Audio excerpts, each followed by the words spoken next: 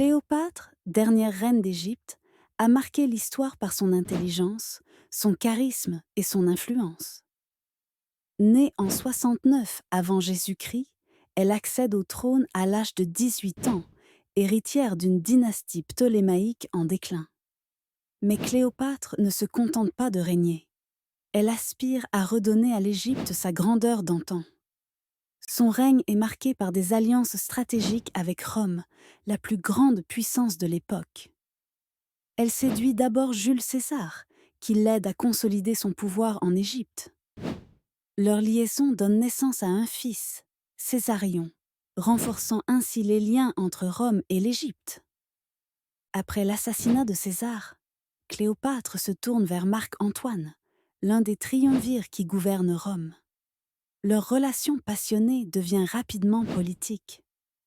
Cléopâtre obtient le soutien de Marc-Antoine pour étendre son influence en Méditerranée orientale, tandis qu'il bénéficie des richesses de l'Égypte pour financer ses ambitions militaires.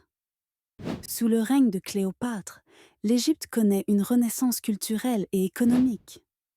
Elle encourage les arts, les sciences et le commerce. Alexandrie, sa capitale, devient un centre intellectuel majeur du monde antique.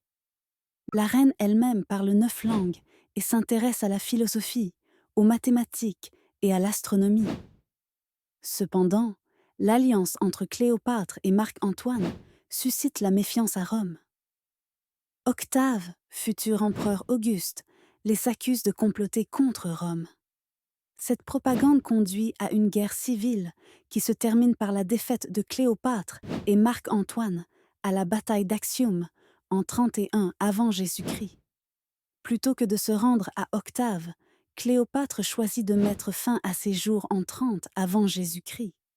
Sa mort marque la fin de l'indépendance de l'Égypte qui devient une province romaine.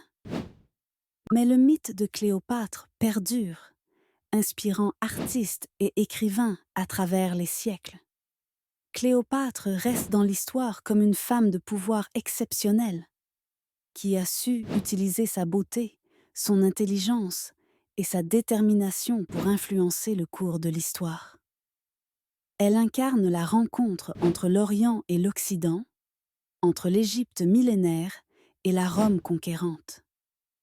Son règne, bien que tragiquement écourté, a laissé une empreinte indélébile sur l'histoire de l'Antiquité.